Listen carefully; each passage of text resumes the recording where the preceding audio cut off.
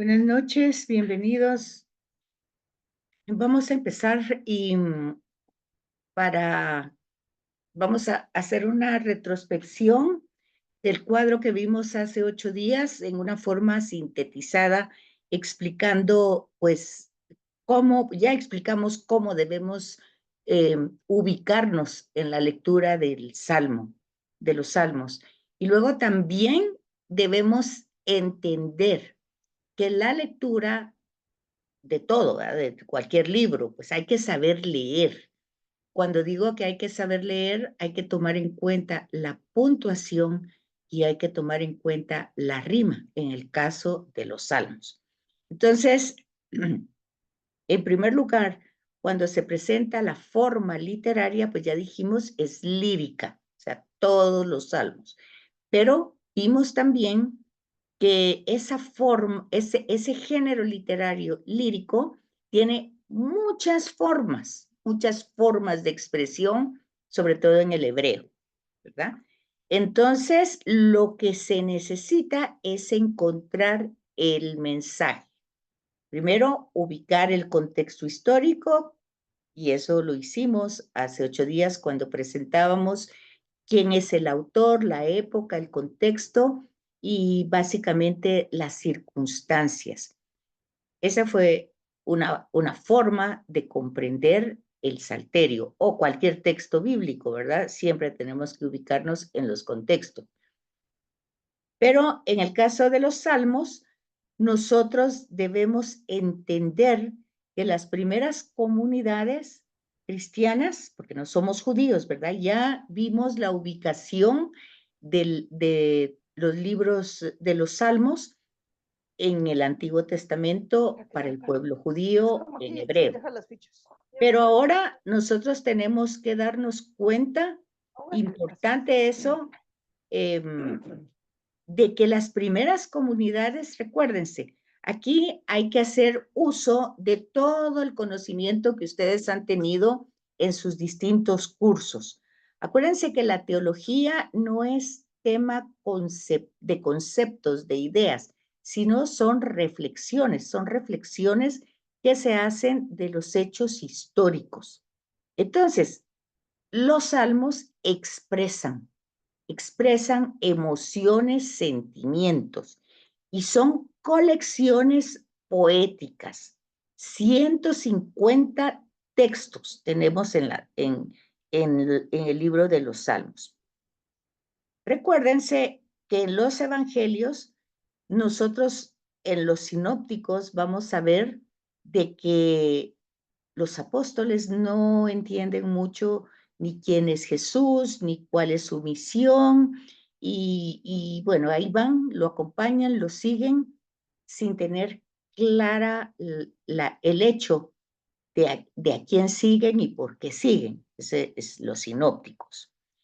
El Evangelio de Juan, seguramente ustedes ya vieron algo de todo eso, el Evangelio de Juan presenta una cristología diferente, pero las catequesis de la primera parte de Juan se concentra en Jesús que se revela, ya sea a la samaritana, ya sea a Marta y María, y pregunta que si creen que Él es la luz, que si creen que Él es la verdad y la vida, que si creen que Él es el agua viva, que si creen que Él es pastor, que si creen que Él es la resurrección. Bueno, entonces es una catequesis que termina siempre preguntando, ¿crees tú eso? Entonces, ya aquí vamos viendo dos cristologías diferentes que nos llegan a nosotros, una descendente, o sea, la de Juan desciende, empieza desde el principio un himno, especie de salmo, un himno que es para cantar, que es para recitar si no se canta, y que es el prólogo de Juan, es un himno. Entonces, ese himno se canta, pero en ese himno, que es prólogo de Juan, la cristología es descendente, porque desde el principio existía el verbo estaba en Dios, el verbo era Dios. Entonces, ya sabemos quién es Jesús de Nazaret, es Dios, que vino a su casa, o sea, a Israel, vino a los suyos no lo recibieron, Y entonces el prólogo, de una manera diferente en su cristología, nos va a presentar quién es Jesús de Nazaret. Y luego, con las 7 catequesis, los 7 signos de la manifestación de Jesús, como ha dicho el prólogo, que es Dios, pues entonces están los 7 signos. Y luego la segunda parte, pues hay discursos de parte de Jesús. Ese es Juan.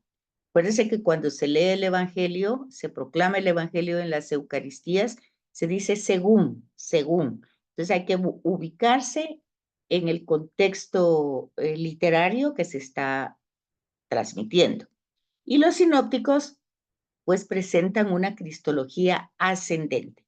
Jesús, que Marcos no narra nada del nacimiento de Jesús, pero Mateo, pues sí, el ángel se dirige a José y Lucas a María. Bueno, y en Lucas vamos a encontrar himnos como el Magnificat, como el Benedictus, y en Jesús también en algunas proclamaciones que hace él alabando.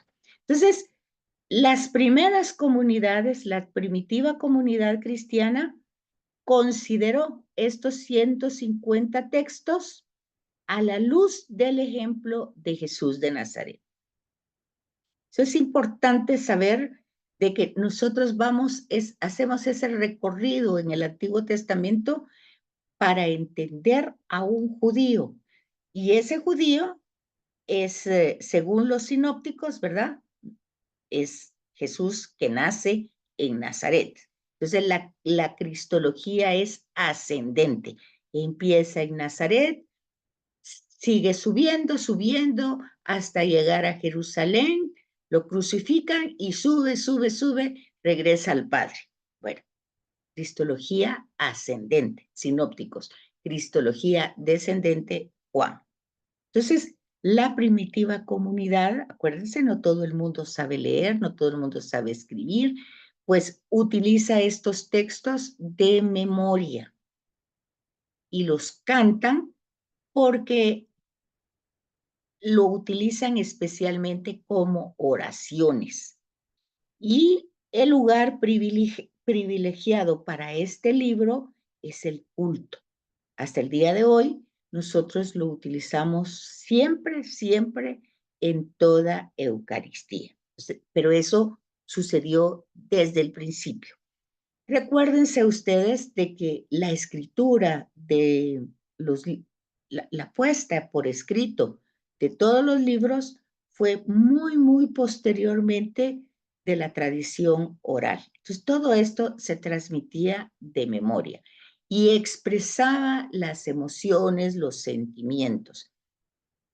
Y a la luz de Jesús y al ejemplo de Jesús, pues ya cuando se fueron formando las comunidades y la iglesia ya se volvió una institución, pues el salterio fue una manera de que ya no era la forma tanto de que la gente se aprendía todos los salmos de memoria.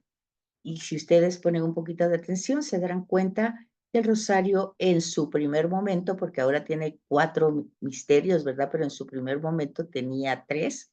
Y entonces eran los 150, otra vez, que no es una repetición, el Ave María, ¿verdad?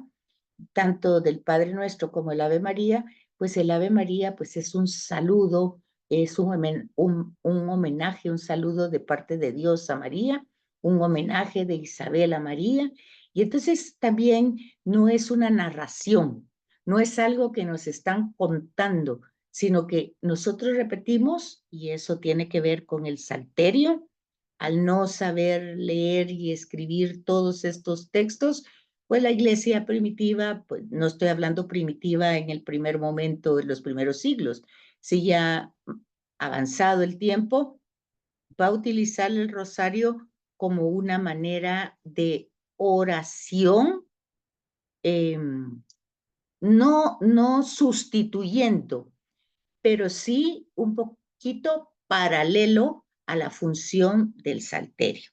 Bueno, eso es para ver cómo en el proceso histórico nosotros vamos viendo cómo suceden los acontecimientos y cómo se va formando toda nuestra fe y por qué es que en algunos casos, pero debería de ser siempre, la primera es una lectura, la tercera es una lectura y el salmo responsorial, pues es una alabanza, un canto, un himno, pues forma parte de un poema. Entonces, lo que vimos en el cuadrito es ver esto, que también desde otra manera de ver son ya que son 150, y si ustedes se fijaron en el cuadrito que les presenté la semana pasada, está dividido en 5 partes, pues también sintetiza como de alguna manera orante el Pentateuco. O sea, el Pentateuco son 5 libros que un poquito narran. Hay muchos géneros literarios en ellos por las tradiciones que se mezclan, las tradiciones orales, pero esa narración en el Salterio se va expresando como oración, o sea, los eventos históricos luego se van presentando como oración. El caso de las fiestas, ¿verdad? Aunque recuerdan todo el acontecimiento de la fiesta, que se está celebrando desde sus orígenes, generalmente se canta. Ayer se pudo experimentar eso antes de la lectura del Evangelio, pues hubo un cántico, pues no lo encontramos en el Salmo, pero era entender por qué, eso lo hizo Santo Tomás de Aquino, ¿verdad? Pero ¿por qué estamos celebrando el cuerpo y la sangre de Cristo? Eso es un sumario de todo lo que Jesús hizo y por qué nosotros decimos que es sacerdote, y en la mayoría de iglesias se cantó antes del Evangelio. Entonces, vamos viendo las introducciones que entran en el Salterio, el Salmo 1 y 2, después vemos lo que sirve de epílogo, o sea, el final, el 146 y el 150, y aquí vemos los distintos números y lo vimos en el cuadrito, cómo van presentándose y cómo se va identificando el autor, o sea, no todos pueden ser o de Salomón o de David, sino que van entrando distintos personajes. Entonces se van identificando, eso fue lo que hicimos, las colecciones menores. Entonces encontramos ahora de otra manera presentado el cuadrito de la semana pasada, el contenido, Salmo del 1 al 41, una colección mayor, dice, de David, que consta de oraciones, súplicas, lamentaciones. Luego tenemos salmos que se aluden al culto, al templo, atribuidos a Coré, a sus hijos, ya vimos quiénes eran. Y luego tenemos salmos de alabanza, ¿verdad? Eso ya lo vimos. Estamos haciendo un repaso así general. Entonces vamos a encontrar cantidad de géneros literarios o de formas que ayudan al género lírico, litúrgicos, históricos, imprecatorios, requisitorios, sapienciales, alfabéticos, acrósticos, salmos de la realeza, cánticos, salmos de peregrinación, de súplica, de confianza, de acción de gracia. ¿Por qué estamos repitiendo eso? Porque cosa importante es identificar lo que estamos leyendo, porque si no lo identificamos, lo leemos mal. Entonces, y tampoco lo podríamos cantar tampoco, ¿verdad? Si no lo entendemos. ¿Cuál es el sentido teológico? Aparte de que como cristianos los vemos a la luz de Jesús, que muchos de los salmos pues se quedan abiertos a una esperanza o una realidad que no queda solucionada en el momento, vemos cómo en Jesús se cumple todo eso. Todas las circunstancias de la vida tienen respuesta en la persona de Jesús. Entonces, aquí encontramos en los Salmos ese misterio de Cristo como la parte teológica, ¿verdad? Al menos nosotros, los cristianos, debemos buscar ese rostro de la persona de Jesús que va a iluminar ese cántico y que seguramente Jesús como judío también, lo vimos la semana pasada, utilizó más de un salmo, ya sea en sus parábolas como una analogía o ya sea en sus enseñanzas, en su mensaje, pero el punto es que nosotros debemos entender que no solo tiene una interpretación, sino tiene muchísimas interpretaciones y que trata de identificar cuál es el modo justo de comportamiento del ser humano ante la presencia de Dios. O sea, cuando se habla de que hay que llegar con decoro, pues decíamos también, no se trata tanto del vestir o del adorno de la iglesia, sino que es, o del templo, mejor dicho, sino que es más bien la actitud que llevamos ante la relación que se va a tener. Algo omnicomprensivo es uno de los temas teológicos que encontramos en el Salmo. La presencia de Dios, que es omnipotente, nosotros debemos entender quién es Él y quiénes somos nosotros. O sea, una realidad distinta de manera abismal. Luego, otra cosa que debemos encontrar en los salmos es la amplitud de argumentos. No se toca solo un tema, hay gran cantidad de temas, gran cantidad de formas de expresarlo. Tenemos que ubicarnos desde comprender que hay formas muy, muy primitivas como la llavista, o sea que cuando entendemos quién es Dios y quiénes somos nosotros, nos vamos a fijar que en el transcurso de la historia de la salvación y antes de que se pusiera por escrito los textos, pues la experiencia de Dios se manifiesta en las personas, pero éstas no entienden todo desde el principio, ¿verdad? La grandeza, la omnipresencia, no hay una omnicomprensión, o sea, no, ni siquiera creo que todavía hoy, con cuántos siglos y con teología, con una tecnología inteligente, creo que entendemos más la inteligencia de la computadora que la omnipresencia de Dios, ¿verdad? Porque no, no está a nuestro alcance. Somos muy limitados a pesar de la revelación y de la multiforme de palabras y de formas con que Dios se ha comunicado en la historia. Todo eso, si nosotros no nos esforzamos por entrar en el texto, por no leerlo solo superficialmente en la forma y no entramos en el fondo, no es posible que un diplomado en teología o una licenciatura o una maestría me pueda dar esa comprensión, porque eso es en parte la vida humana, la vida diaria, la vida cotidiana, iluminada por el misterio de Cristo. Si no damos esos pasos en la lectura del texto bíblico, que no es que tenemos que quedar, solo aquí dicen el Salmo tal cosa. Si aquí dicen este versículo, yo tengo que retrospectivamente buscar por qué es que dice eso, dónde está el hilo conductor que me lleva a esta interpretación emocional y de sentimiento, y no me puedo quedar ahí tampoco. Tengo que ir a la luz del misterio de Cristo a ver cómo actuó Cristo. Entonces, esa es la lectura bíblica.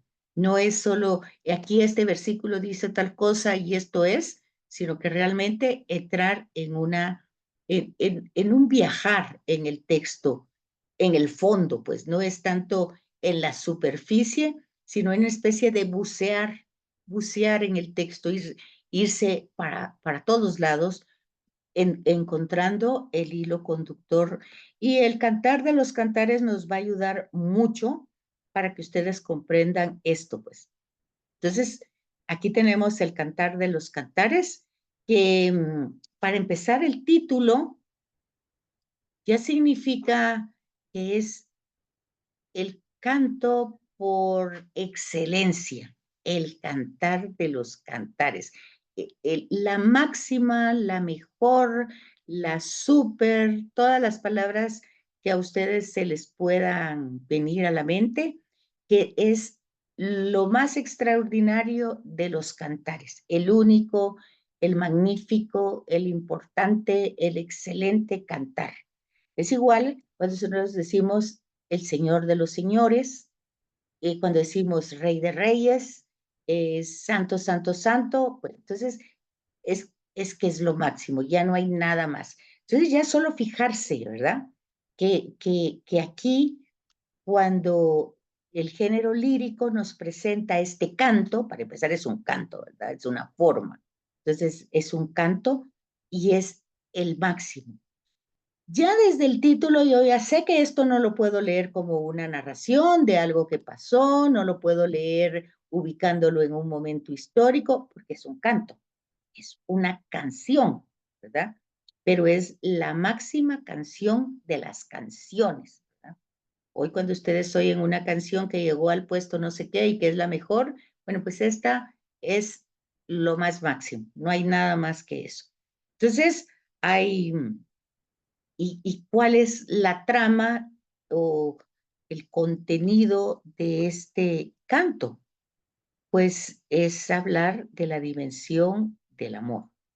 Y tiene una gran originalidad hebrea, por supuesto, porque ahí es donde surge este canto de los cantos.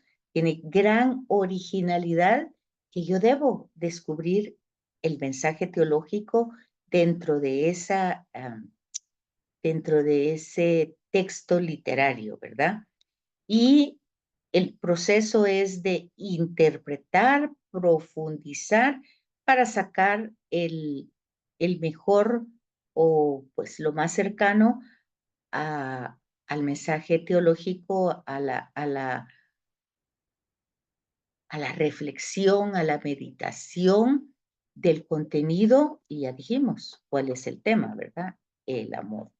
Y entonces vemos autor, fecha, lugar, composición, contenido. Eso lo tenemos que ver en todos los libros. Autor, fecha, lugar de composición y contenido. ¿Dónde encuentro eso? Pues en la introducción de cada libro. Entonces, tarea para buscar tanto de los salmos como, como de Cantar de los Cantares, pues la introducción y ver qué nos dice la introducción y ustedes van tomando nota en una hojita o como quieran, porque terminando este Cantar de los Cantares, terminamos la composición lírica y entramos a la didáctica, a otro grupo de salmos o mejor dicho, a otro grupo de textos, no de salmos, sino de textos bíblicos. Ya cuando dice tienen una función didáctica, es que quieren enseñar, transmitir una enseñanza. Pero aquí es un canto. Obviamente que todo el texto bíblico tiene revelado, ¿verdad? Porque es revelación de Dios. Entonces tenemos que buscar por qué esta canción es tan importante y por qué es la mejor y por qué tiene un gran mensaje teológico. Y eso es lo que vamos a hacer hoy con nuestra reflexión, introducirnos al Word que ahorita les voy a compartir para irlo platicando juntos. Si tienen dudas, me preguntan. Denme.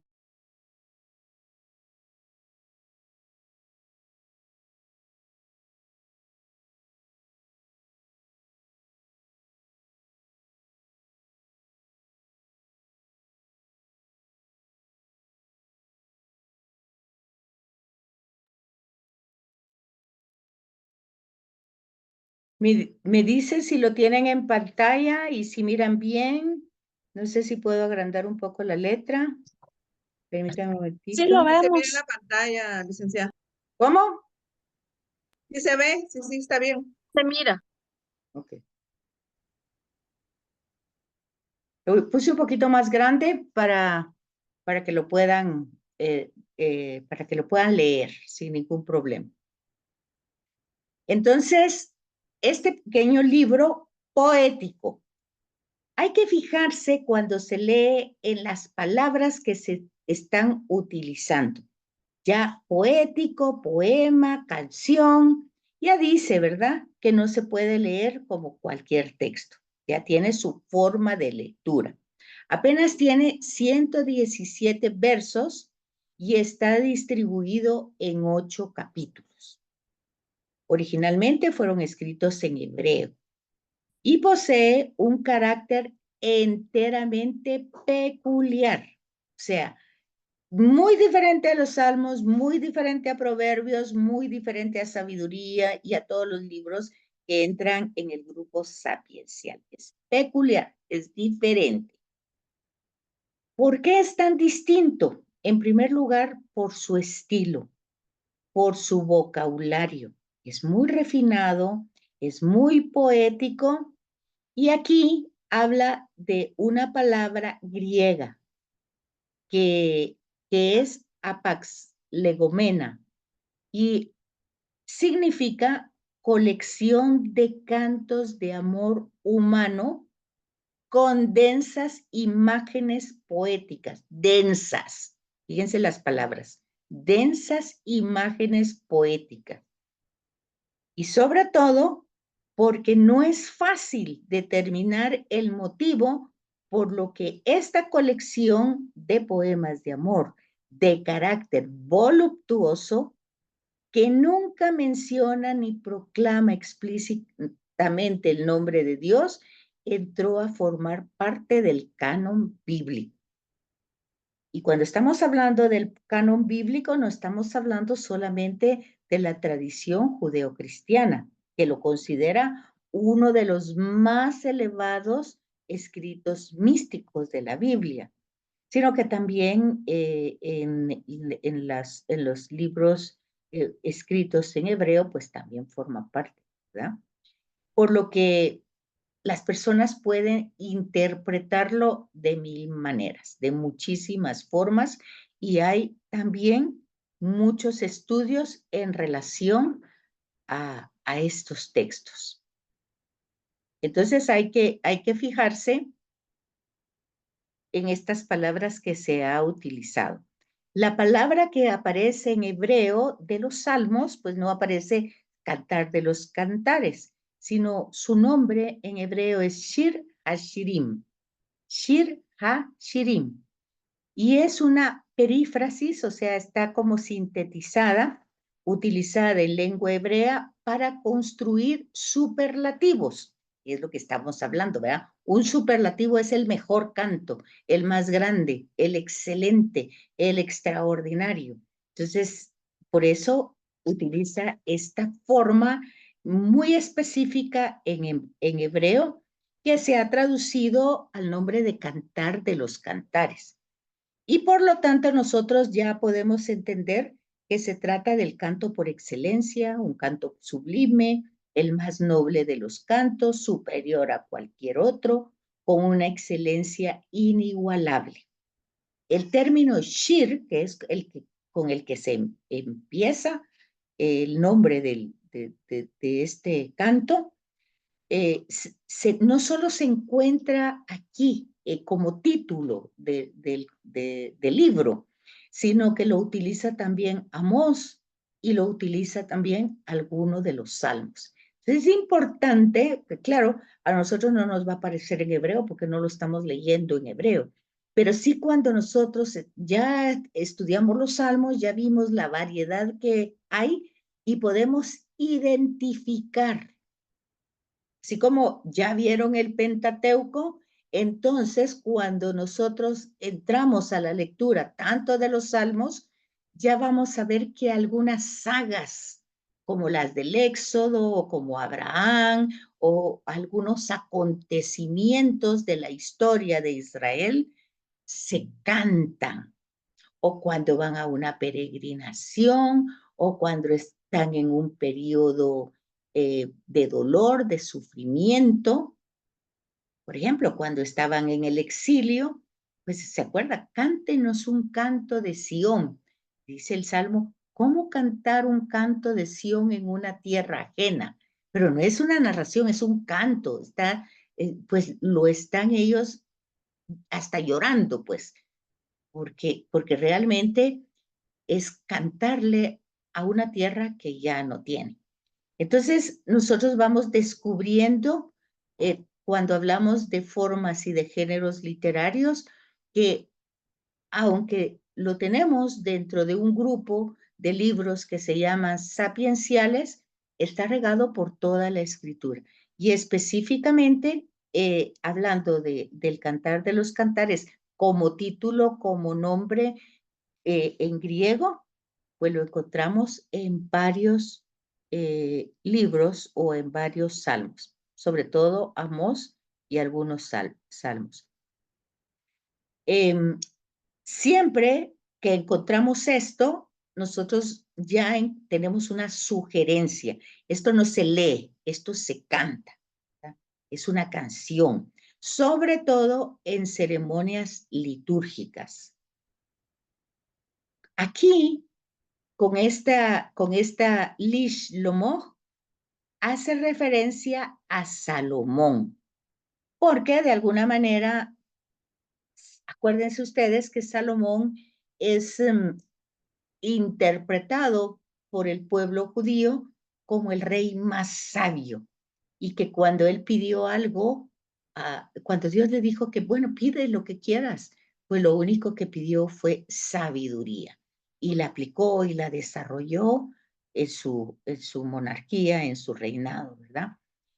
Pero cuando da este título, no necesariamente quiere decir que él lo escribió, sino que quiere decir según el estilo de Salomón, o está referido a Salomón, o se escribió en honor a Salomón. O sea, es una referencia. No necesariamente dice que él sea el autor. Fíjense que les puse este Word escrito para que ustedes vean que en un texto no solo pueden leerlo así, de pasadita, de una lecturita así por encima. Hay que fijarse en los personajes, hay que fijarse en las palabras, hay que entender las palabras, hay que entender que las palabras fueron dichas primero oralmente, después se pusieron por escrito en otro idioma. Ese idioma evolucionó porque no es exactamente en el momento del acontecimiento es que la tradición surge, sino que surge la tradición oral, pero la puesta por escrito pasan muchos siglos. Sí, Jorge, Buenas noches, licenciada. Solo con una consulta. dígame. Inicialmente, ¿en qué contexto histórico fue escrito el Cantar de los Cantares? Que imagino que, eh, aparte de una canción como tal, tiene que expresar una emoción o una situación contextual. Pues ahí vamos, primero vamos entrando por pasitos, vamos a llegar hasta el Nuevo Testamento, pero vamos paso a paso. Ahorita vamos viendo toda la complejidad no solo de Cantar de los Cantares, este es un ejemplo, ¿verdad? Pero porque este mismo proceso se da en todos los libros y en todos los escritos.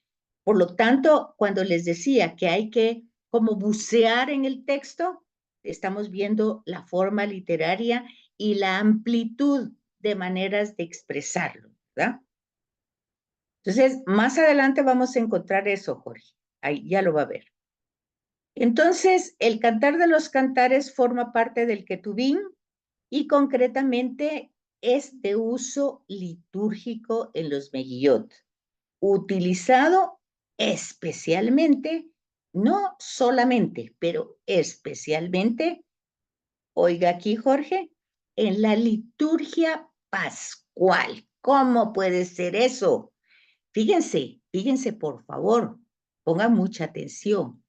¿Por qué la liturgia pascual va a tener toda una oda de amor, un canto de amor, con una serie de expresiones? Estoy diciendo, no que en ese momento surge sino se usa, se utiliza especialmente estos cantos en la liturgia pascual. A ver quién me dice por qué. ¿Por qué? Yo considero que directamente, pues, si leemos todo el contexto de la liturgia pascual, estamos viendo el acontecimiento de la salvación, directamente todo el exilio y posexilio babilónico hasta la actualidad. O sea, ese es mi punto. Sí, es un punto válido, pero acuérdese que dijimos al principio que ¿cuál es la trama? El amor voluptuoso, el amor sensible, el amor. ¿Por qué en la liturgia pascual? ¿Saben cuál es la liturgia pascual, verdad? ¿Cuál es la liturgia pascual? ¿Saben cuál es la liturgia pascual? La que se lee en la vigilia. La liturgia pascual es la que empieza desde el Jueves Santo y termina hasta el domingo de Pentecostés. Es una gran fiesta. Uno de los problemas que tenemos, no solo en nuestra catequesis, sino en nuestra formación, es que creemos que todo está fraccionado y no está fraccionado, todo está unido. Solo porque ayer el Corpus Christi, ayer la Ascensión, entonces creemos que las cosas van pasando en fracción. Así se narra por una manera didáctica, pedagógica, de comprensión, pero ahí no se queda uno. Uno tiene que engranar todo el misterio y darse cuenta que la liturgia pascual empieza el miércoles santo en el año litúrgico, pero la liturgia pascual es la eucarística. La liturgia pascual son los sacramentos. La liturgia pascual es la liturgia de las horas. ¿Por qué? ¿Por qué en la liturgia se lee todo esto? ¿Por qué?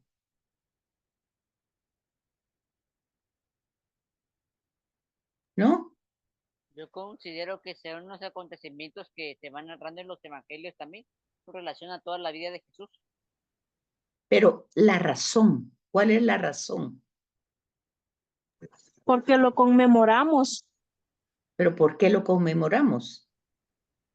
por el amor que Él nos tiene y que Él nos Exacto, tuvo. por el amor que se da, por el amor que se da. O sea, la forma más grande, y Jesús lo dice, no hay amor más grande que el que da la vida por sus amigos. Entonces, aquí otra vez, no podemos ver solo la forma de la superficie, que realmente da la vida y nos llama amigos. ¿A quiénes? A quienes lo torturamos, a quienes pues no lo entendemos, no lo seguimos, medio, pero nos llama amigos y da la vida.